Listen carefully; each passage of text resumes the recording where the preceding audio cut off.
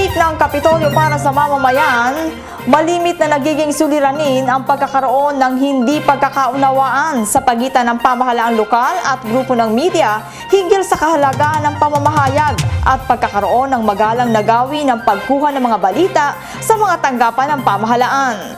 Ito ang isyong inagapan at binigyan diin sa isinagawang media seminar workshop kamakailan. Narito po ang report ni Randy Digma. Upang masigit na maging epektibong mamamahayag at maging responsableng tagapaghatid ng impormasyon sa mga mamamayan. Ito ang layunin ng matagumpay na media seminar workshop na isinagawa sa Kapitolyo kamakailan. Nakatuon ang workshop sa Enhancing Quality Community Life Through Good Media Relations, kung saan humigit kumulang sa 30 mga local media practitioners sa lalawigang nagmula sa TV, radio and print ang sumailalim sa pagsasanay at maging ilan ding miyembro ng kapulisan. Ilan sa binigyan din sa workshop ang epektibong pagsulat ng mga balita, kung paano ang wastong paggawa ng press releases, makabuluhang paghatid ng impormasyong balanse, at sinanay din ang mga mamahayag sa panahon ng krisis kung paano ang marapat na hakbang partikular sa pagsasempapawid ng mga balita. Mainit naman ang pagtanggap ni Gobernador Alfonso V. Umali Jr. sa mga nangasiwa at sa mga mamamahayag na nakaisa sa gawain. Nangasiwa sa seminar workshop sina Professors Maria Salome A. Mable ng National Change Commission, National Policy Framework, Office of the President, Philippine Broadcasting Service, Bureau of Broadcast Services Planning Officer 4, Evelyn Salvadora Agato, at Dole Administrative Officer 5, Celeste Terenial Maring.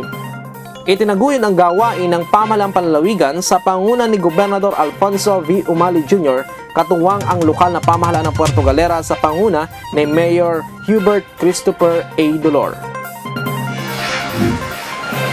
Samantala sa balitang panturismo, pinangunahan ni Gobernador Alfonso V. Umali Jr. ang pagpapasinaya sa museo kasama sina Southfields Educational Foundation Philippines Incorporated President Josephine Villamor, Department of Environment and Natural Resources Assistant Secretary for Special Projects Marlo Mendoza, at National Commission for Culture and the Arts, National Committee on Museums, Assistant Department Head Mirna Met Jimenez. Naroroon din si Bishop Juanito Cahandig upang magbasbas sa museo. Ang Natura Museum ay magtatanghal ng mga kagamitan, produkto at likhang kamay ng mga katutubong mangyan. Magiging permanente ng lagakan ng mga artifacts mula sa Mindoro Excavation Project ng University of the Philippines at ipababagay na magpapakita sa mayamang kultura at kasaysayan ng mga Mindoreño.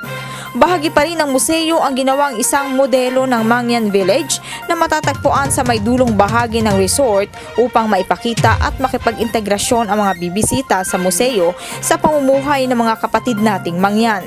Ang mga Mangyan ang kauna-unahang mamamayan ng Oriental Mindoro. Sana po hindi matapos ito ng ganito na lang. Sana po tulong tayo, magkaisa tayo, tulungan natin, pagandahin natin, palakihin natin, at mahalin natin itong proyekto na ito na kung saan ito ang magbibigay sa atin ng mas malaking pagkilala dito sa ating lalawigan. Isang mini-concert ang nagtapos sa programa na nagtampok sa sikat na mga awit, musikero at environmentalist na si Noel Cabangon. Mayroong ikay ng balik, tulad ko rin ang iyong pagtabi. Ang dating kanluran, tahanan ng aking tulang pag-aaral, ngayon ay naglahod na. Saan ang dating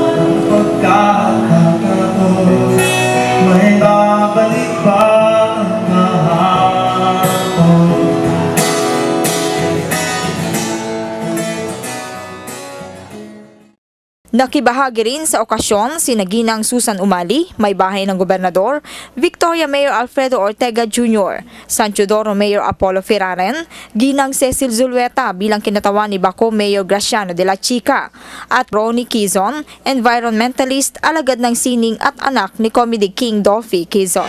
Ipinapaalala po sa ating mga kababayan na hanggang Disyembre at 31 na lamang ang ibinibigay na pagkakataon para sa huling araw ng pagbabayad ng real property tax upang makuha ang pribilehiyo ng tax amnesty o ang hindi na pagbabayad para sa mga arrears ng interest at penalty simula taong 2010 pababa. Tanging ang RPT monthly tax ng inyong real property at additional na special education fund tax ang babayaran na lamang ng isang RPT taxpayer.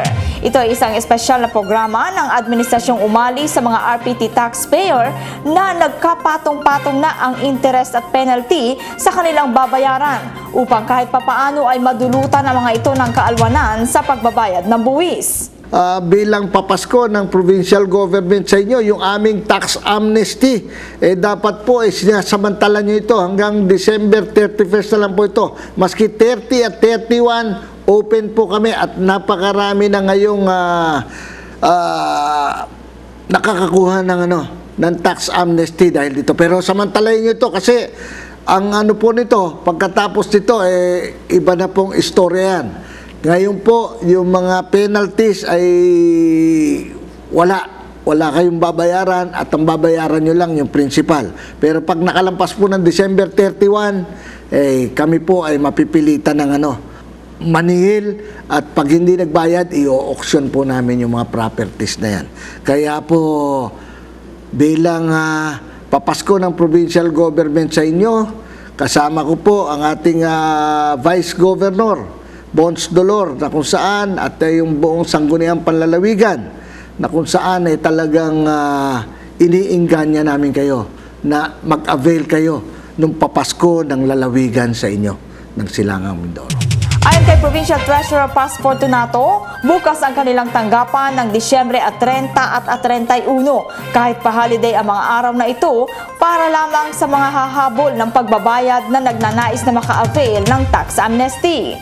Sa Enero 2012, balik na muli sa regular na paniningil ang Provincial Treasurer's Office sa mga delinquent RPT taxpayers ng arrears sa mga principal, interest at penalty.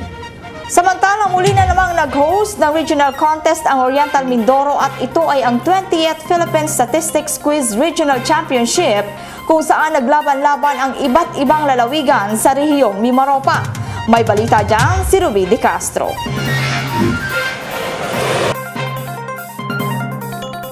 Simple ngunit naging matagumpay ang isinagawang 20th Philippine Statistics Quiz Regional Championship na ginanap sa Kapitolyo noong ika-17 ng Nobyembre.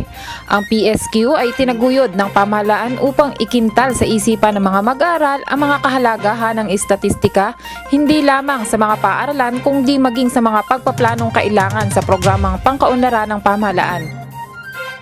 Ang mga kalahok sa PSQ ay ang mga piling mag-aaral na nanalo na at sumailalim sa provincial elimination sa kani-kanilang lugar. Bilang panauhing tagapagsalita sa gawain, binigyang diin ni Provincial Administrator Angel M. Saulong ang kahalagahan ng tamang paggabay sa mga anak at bigyan ng tamang atensyon ng mga ito, partikular sa pag-aaral. Kung magiging responsable ang mga magulang, alam nila kung gaano lang malaki ang kanilang kaya maintain ng pamilya. Palagay ko po yung kahirapan dito sa ating bayan ay hindi natin mararanasan. So, ito po ay kailangan natin ng concerted efforts na lahat tayo ay magtulungan para po masolve natin ang problema natin sa kahirapan at ang isa na sa dahilan ay ang overpopulation. Samantala champion sa PSQ si Franz G.U.M. Mangi ng Marinduque State College. First runner-up si Isaiah Kent P. Bagatsulon ng Divine Word College of San Jose at second runner-up si Cassandra Isabel G. Atencio ng Palawan State University. Tumanggap ang mga nagwagi ng 5,000 piso, 4,000 piso at 2,000 piso ayon sa pagkakasunod-sunod, Certificate of Recognition at Tropeo. Nagsilbing hurado naman sina NEDA Senior Economic Development Specialist OIC Operation Division Rudy R. Carlos, DPWH Oriental Mindoro District Office Engineer 3 Mercedes G. Agpi at si Dole Oriental Mindoro Field Officer Engineer Julie Ortega.